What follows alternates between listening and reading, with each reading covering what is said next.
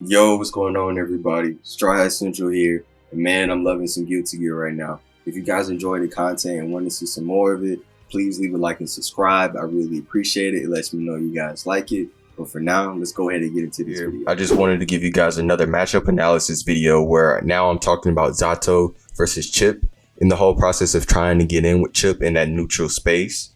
So first, to try to start off some of this gameplay, I think one of the biggest mistakes people make about the Zato Chipp matchup is, of course, as a Chipp having that maneuverability and mobility, we love to try to jump in the air. And on the surface, you would think that the best thing to do against Zato is to continuously try to jump over him using your triple jumps and then land on him with a heavy slash. But what people don't really realize about Zato is that he has some of the best anti-air conversions in the game. So overall, people 6P in Guilty Gear is used as a means of getting people out of the air and stopping people from jumping in on them.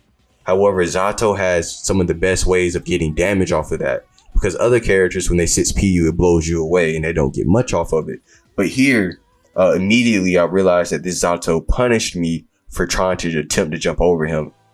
And here I just ate mega damage just from that. And so all of this was from one mistake of jumping in. And as a Chipp, I think one of the hardest things to do is kind of really to corral yourself and stop yourself from jumping in, because the match just started and I literally lost 80% of my health bar because of that one mistake. And of course, I didn't realize that off rip. Right now, I'm just trying to run mitts as fast as I can. So once I get into that range, I want to get stuck to him like glue. So right here, I'm a little shell shocked because all of my health is already gone. I don't really think I got to play the game much. And, you know, now in hindsight, I know where it went wrong. But here I'm going to continue to talk about some of the things that I wanted to try before that. So that's just a super for him because I know I had meter and I wanted to do something weird to see if I can get an opening. Like, I knew he was going to block the super, but I knew I had the meter to Roman cancel it and potentially land next to him. And I was thinking that, like, doing something weird in this moment would let me get in and the meter would be worth it, because now I can stick to him. So now that I'm in, I don't want to let him go. And I also have him in the corner. So like now I'm backing up to make sure he doesn't get a way to get out of that corner. And here I jumped again. He punished me. That's how he mistimed his meaty. So in Guilty Gear, if people get too close to you and they mistime their like pressure while you're getting up, you can just throw them out of it. So right now, again, like, you know, that meter I used earlier to get in on him paid off, because like I'm still in there. Like, he's not able to enjoy that range that he likes. But again, like, this guy's consistently using fraud to try to catch my jumps.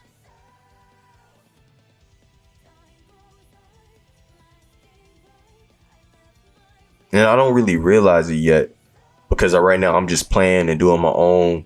I'm doing the classic shit where I'm so caught up in wanting to get in that I'm not really paying attention to what he's doing or what he's reading on me. But if you notice, like, throughout this match, every time that I jumped, he had the frog ready to get me out of the air. And it's here that I have the epiphany and I realize that I've been playing the matchup wrong. So here I realized, I'm like, oh wow, this whole time he was getting the frog close to me because of the move where he gets Zato across the floor. Well, Eddie across the floor really quickly. However, if I stay on the ground, I can A, see when he's sending Eddie my way, and B, I can actually stop him. So the problem about the Chipp and Zato matchup is that if you're constantly in the air, you can't see what Eddie is doing on the ground.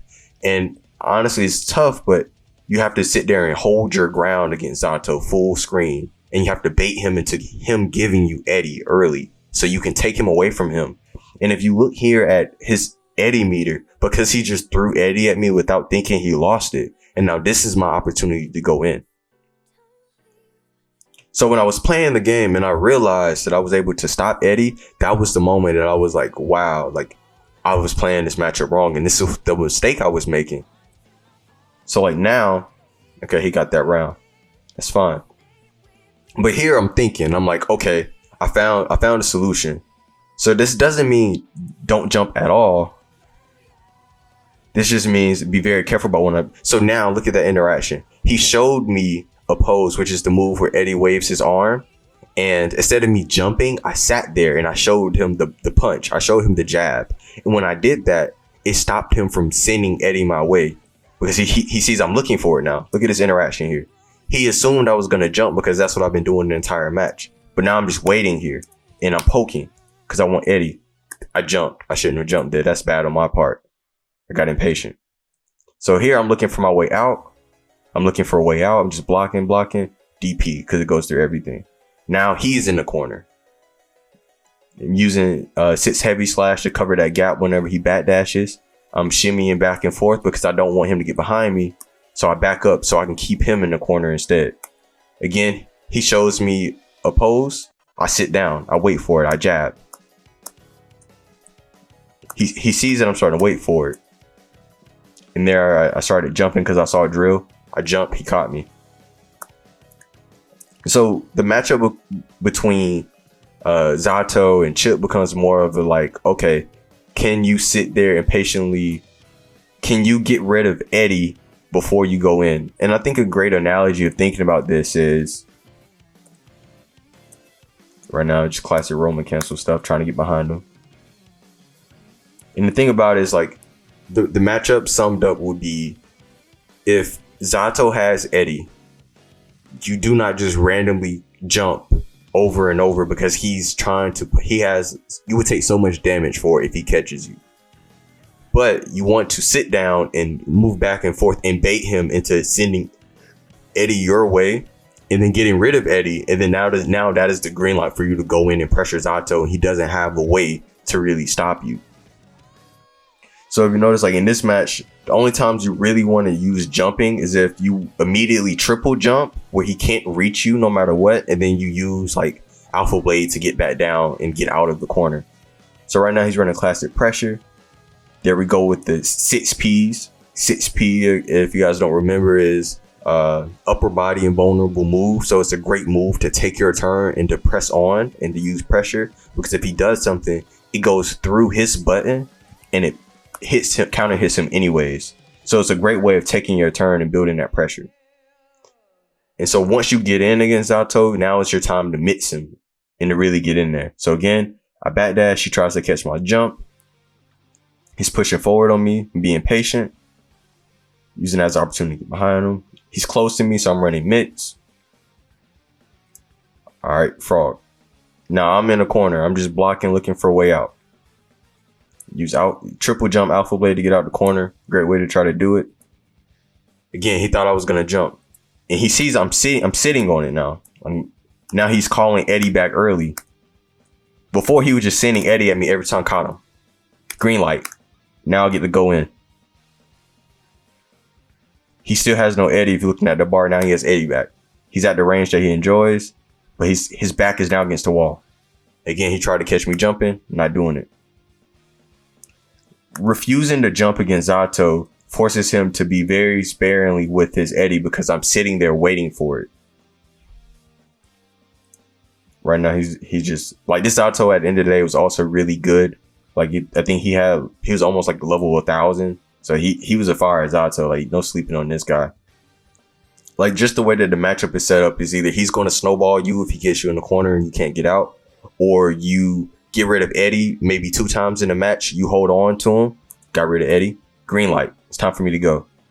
So a good way of thinking about it is like an analogy. If any of you guys have ever played Naruto Ultimate Ninja Storm series, when your opponent runs out of substitutions, now is your time to go in on them and really get your damage. The equivalent of this is if you get rid of Eddie and that bar is now gone, that is red meter in the corner, now is your time to go in on him and get in there. And so from the Zato's perspective, he's trying to do anything to buy time. So this drill move that you guys keep seeing, oh, he has Eddie back, no jump. This drill move that you guys are going to see right there, he's using that in times where he does not have Eddie as a means of buying time to get Eddie back. So while it's normally not safe to jump against Zato, once you get rid of Eddie, he has almost no way of getting that damage from catching you or anti-airing you. So now is your opportunity to just rush him down and really let him have it. So now I'm in that range that I like to be in. So right now, because he's above me, I'm using 6P and I'm using jab because they're very quick buttons to be able to get in there. Now that I'm in there again. So cool. So right there, he used the yellow Roman cancel to end my pressure and to push him off of him. So if you guys don't know what the yellow Roman cancel do, it's a defensive way of when you don't want to hold someone's mitts up, you can use it and it just pushes them back in exchange for meter. What I want to point out what this guy did is that after he did that, he just ran up and did a command grab. That's something I never really had someone do to me, but it's something that I want you guys to remember for the rest of this video. That after the yellow Roman cancel, he went up and grabbed me. And as you can see, after I saw him do it, it encouraged me to do it because like, oh, I remember that now. So even though that's something I already know, it's just like, I'm like, okay, I'm going to take that for later. You know, I'm going to use that myself. And so just keep an eye on that because I mean, as a player in any game with any character, you also want to be learning from your opponent as you play and hit them with their own stuff. If it works against you, it'd probably work against them. So again, now he's trying to run pressure. He has full Eddie meter. I'm in a corner. I just kind of have to hold it for now. Right there, I'm sticking out jabs occasionally to see if I can catch Eddie. Triple jump, alpha beta get out. Got the round. So if you notice, just playing extra patiently is allowing me to get more opportunities rather than just jumping at him recklessly. So right there, I'm looking for any opportunity to jab Eddie. He had no Eddie for a while, but he was doing his block string as a way of buying time to get his Eddie back. Right here, I just need to block. All right, use that as a way to get Eddie off. He has no Eddie, so he's using spikes to try to keep me out to buy time. No jump. I got to remind myself not to jump. And the thing about Chipp is that you don't actually have to jump at people. He's so fast, you can just close that gap. There we go, using 6 heavy slash as a way of covering that space when they're too far away for anything else. Right there, I caught Eddie. This is super important now because not only is he in the corner, he has no Eddie to save him. So right now he's just trying to buy time until he gets it back. Cool. Yeah. He ran it on me right there. So this guy is also really good, and that's why I think it's really important for you guys to see this match and this matchup, because when you start to play better Zatos, they're going to be and you're calling out their Eddie and you're waiting and you're ready for it. They're going to start taking their time and being really methodical about using Eddie. And I think that's something that's really important to notice because everything you do isn't going to work all the time. So now I'm trying to work my way in there and back him into that corner. Again, he used yellow Roman cancel to push me off of him because he doesn't want to deal with it. If I remember from last time, he likes to go for a grab. So I jump away. He attacked, but that beat both options. I didn't want to take the grab, so I just jumped because I know that's what he likes to do. Again, I got caught jumping. I could have ate a lot of damage for that. Cool. Yeah, this guy was just nasty. Like, it's just sometimes when you're in that corner, it's nothing you can do. So it's either he gets you in the corner, it snowballs you, or you get onto him and you mitts him to death.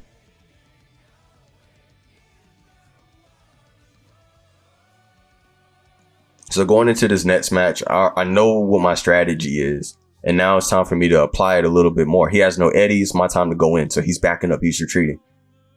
He's trying to buy time. He has Eddie back now. So now he's not doing that move anymore where he just sends Eddie at me really fast because he knows I'm waiting on it. When I'm in this position, I'm waiting for it. So now he's like doing things instead of just sending him at me. He's like faking me out, pulling Eddie back and forth. Now he's giving me a level of respect that he didn't give me before. And right now he's just doing Eddie stuff. Disgusting.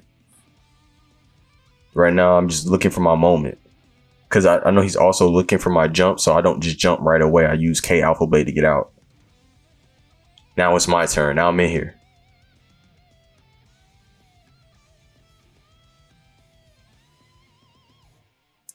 So right here, I'm surprised he didn't go for the yellow Roman cancel.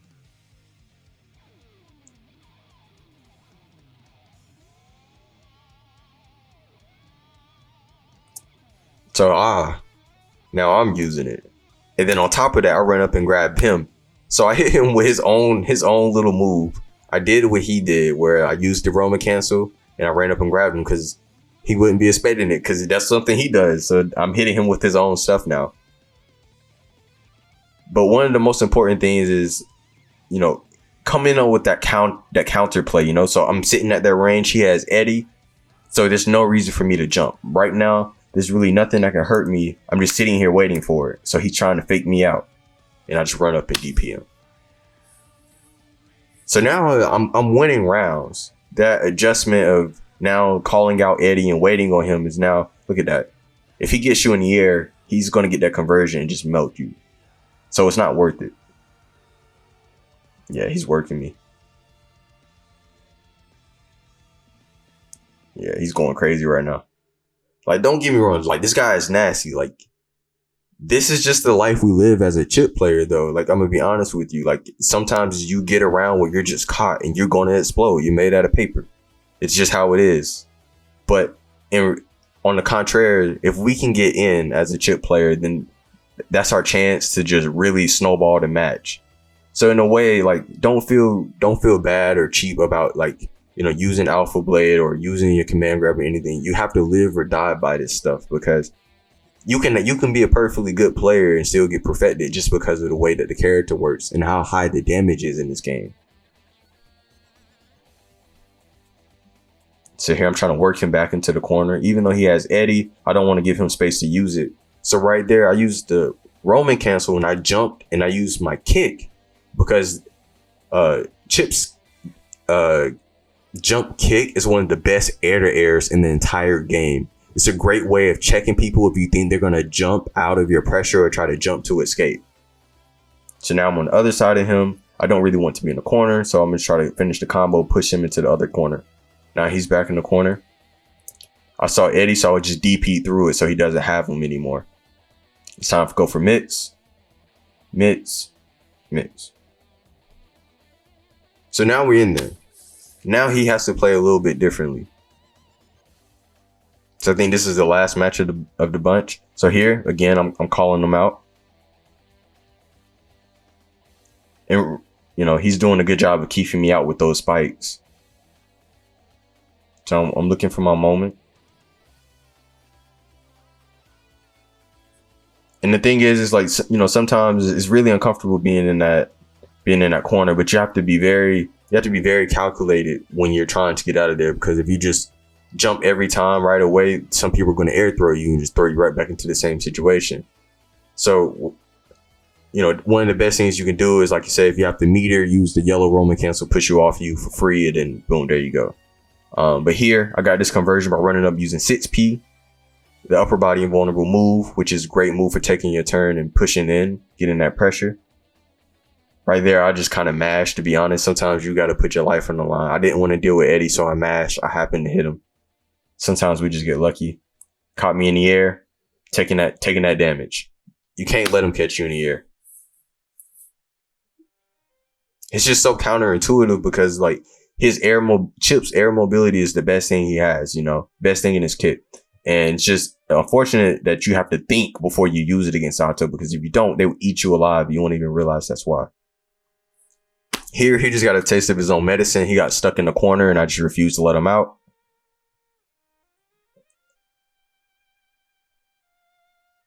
So it's like, here again.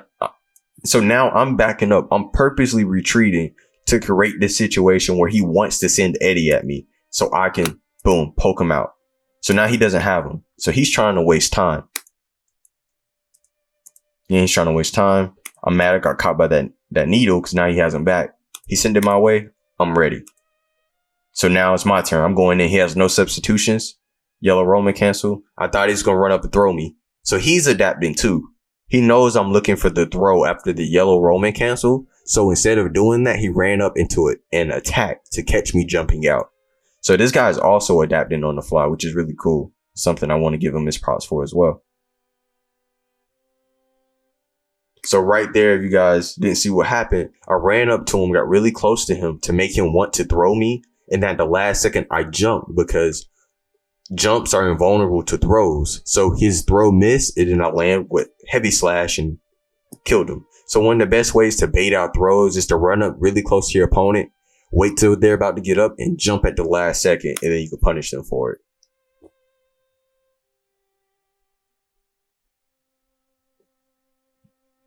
So we're in the last round. I got Eddie. So I caught Eddie. Sometimes just jabbing, you may get Eddie from behind. All he has right now is spikes. And the best way to avoid it is just to jump over it right now because he doesn't have Eddie to stop me. So now it's time for me to run my pressure. I'm in there now. He has Eddie. I jump. That's a mistake on my part. Even though nothing has happened to me yet, I know that I messed up here. That's not how you play neutral in this matchup. And so because I know that, I had to get out of there by just bursting. That far slash is really good check button at far ranges. Okay, working. I jabbed to get Eddie off of me. He caught my DP. Poked again. Boom. There you go again. One of the best ways to get the pressure off. And if you notice, if you do a yellow Roman cancel while Eddie is on you, it will push Eddie off of you and he loses his meter. So if you look down there, Zato lost his meter, his Eddie meter for now. So he's on the back foot now. And of course I take his own tech from him. I run up and grab him. Now it's my turn to run mitts. I'm jumping, which is bad. So that's why he went in through Frog again, because he's like, oh, he forgot. I'm waiting. So I do triple jump, get out of there because he can't punish that. So I'm sitting at that range to try to bait him. I'm shimmying back and forth. And if you notice right there, he was moving Eddie back and forth. Something that he wasn't doing before. He's scared to lose Eddie now. And so now he's not just running pressure like how he was doing before. Again, run up, check with 5K because you can just rapid fire it while you think to give yourself time to think.